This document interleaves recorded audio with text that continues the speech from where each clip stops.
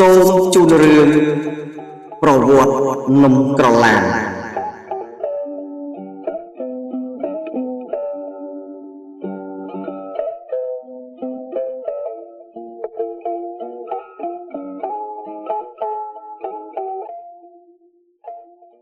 បាទសូមគោរពនិងជម្រាបសួរដល់បងប្អូនប្រិយមិត្តទាំងអស់ជាទីគោរពរាប់អានជាបន្តទៅនេះខ្ញុំបាទសូមគោរពអញ្ជើញបងប្អូនប្រិយមិត្តទាំងអស់តាមដានទស្សនានិងស្ដាប់រឿងនិទានខ្មែរដូចតទៅ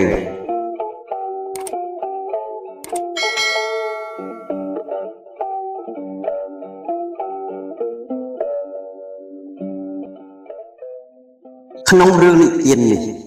ចង់បង្ហាញអំពីប្រវត្តិនំក្រឡាននិងគ្រឿងផ្សំក្នុងការធ្វើនំក្រឡាន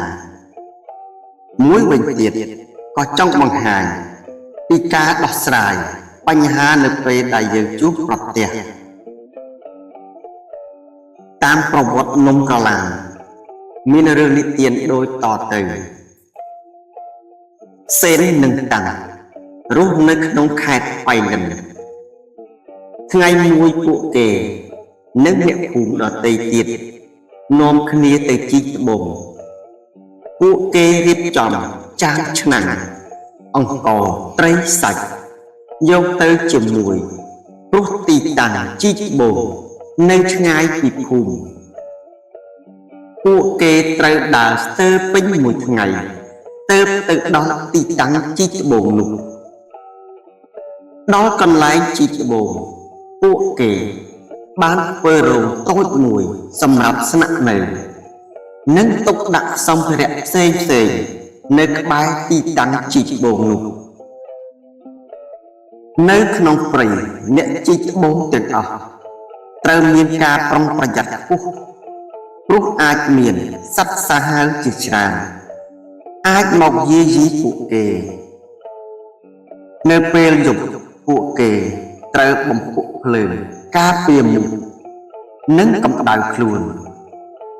ព្រោះអាកាសធាតុនៅទីនោះត្រជាក់ណាស់វេលាមួយ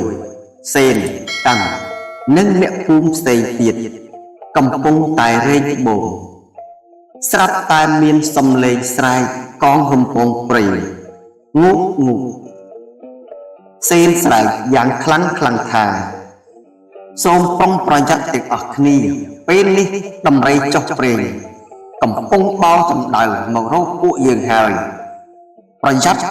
នអ្នកជីកត្បូងទាំងអស់រកកន្លែងពួនរៀងខ្លួនតាមភ័យពេកក៏ស្រវេស្រវារត់ឡើងដើមឈើពេលនោះស្រាប់តែលន់ឮសូរប្រាលតាមតោងចំមេឃឈើពុកធ្លាក់អុកអ៊ុតឈឺធ្វើមាត់ស្ញែងបន្ទាប់មកតាមរត់ចូលរណ្ដៅមួយនៅក្បែរនោះដំរីចុះព្រៃបានរត់ជន់រោមដាក់សម្ភារៈរបស់អ្នកជីកត្បូងដួលរលើកអស់ចានឆ្នាំងត្រីសាច់ទាំងអស់ក៏ត្រូវបានដំរីបោះចូលទៅក្នុងទឹកស្ទឹងក្បែរនោះអស់ដែរសល់តែអង្ករមួយកញ្ចក់ដំរីក៏រត់ចេញពីទីនោះទៅពេលនោះមេឃក៏ចាប់ផ្ដើមងងឹតសេនតាំងនិងអ្នកជីកត្បូងផ្សេងទៀតពុំមានអាហារបរិភោគឡើយពួកគេចាប់ផ្ដើមរមូលពោះនិងហេវហត់អស់កម្លាំងយ៉ាងខ្លាំងតាំងនិយាយថាតើយើងធ្វើដូចម្ដេចទើបបានបាយបរិភោគសេនក៏លើកឡើងថាខ្ញុំគ្មានវិធីទេមានតែអត់បាយមួយយប់ភ្លាមនោះតាំងក៏ពោលឡើងថាអូខ្ញុំនឹកឃើញវិធីមួយតាំងបានឡើងលើចំឈើយ៉ាងខ្ពស់តាំងស្រែកថាមើលមកមានតែងនៅម្ដុំចង្កេះភ្នំទីនោះបាសជាមានមនុស្សជាមិនខានតោះយើងអាចទៅខ្ចីឆ្នាំងគេមកដាំបាយមួយពេលសិនពួកគេបាននាំគ្នាដើរទៅទីតាំងដែលមានផ្សែងនោះពេលទៅដល់ក៏ជួបអ្នកជីកត្បូងផ្សេងទៀត អ្នកជីកត្បូងទាំងនោះជាជនជាតិភាគតិចដែលបានភៀសខ្លួនមកពីប្រទេសភូមាជនជាតិនេះឈ្មោះថាកូឡាជនជាតិកូឡាពុំដែលយកចានឆ្នាំងមកជាមួយទេពួកគេចម្អិនអាហារដោយប្រើបំពង់ឫស្សីធំធំវេលានោះជនជាតិកូឡាបានចម្អិនបាយដំណើបក្នុងបំពង់ឫស្សីសេននិងតាមបានភ្លក់បាយដំណើបនោះសេននិយាយថាវ៉ាវពិតជាឆ្ងាញ់មែនសេននិងតាមយល់ឃើញថាបាយដំណើបដែលចម្អិនក្នុងបំពង់ឫស្សីមានរសជាតិឆ្ងាញ់ខុសពីបាយដំណើបដែលចម្អិនក្នុងឆ្នាំងធម្មតានៅពេលដែលពួកគេត្រឡប់មកពីព្រៃវិញបានផ្សព្វផ្សាយអំពីវិធីចម្អិនអង្ករដំណើបក្នុងបំពង់ឫស្សីទៅដល់អ្នកភូមិរស់នៅជាមួយគ្នាចាប់ពីពេលនោះមកខ្មែរយើងបានហៅការចម្អិនបាយដំណើបនៅក្នុងបំពង់ឫស្សីថានំក្រឡានឲ្យស្រដៀងនឹងឈ្មោះ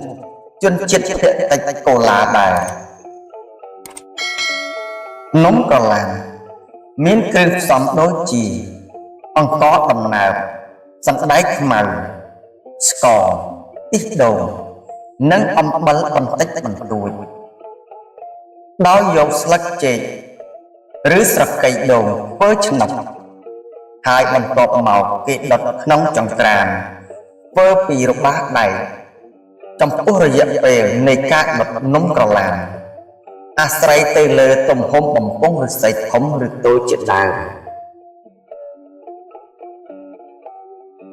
បាទការសម្ដែងទៅលើប្រវត្តិនំក្រឡាននៅពេលនេះក៏សន្មតថាបញ្ចប់តែប៉ុណ្ណេះ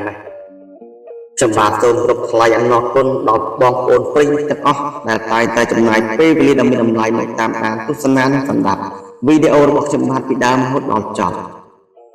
ខ្ញុំបាទសូមគោរពជូនពរដល់ប្រិយមិត្តទាំងអស់ឲ្យជួបតែសេចក្តីសុខសេចក្តីចម្រើននិងរកស៊ីទទួលទានមានបានគ្រប់ក្រុមគ្រួសារសូមអរគុណសូមជម្រាបលា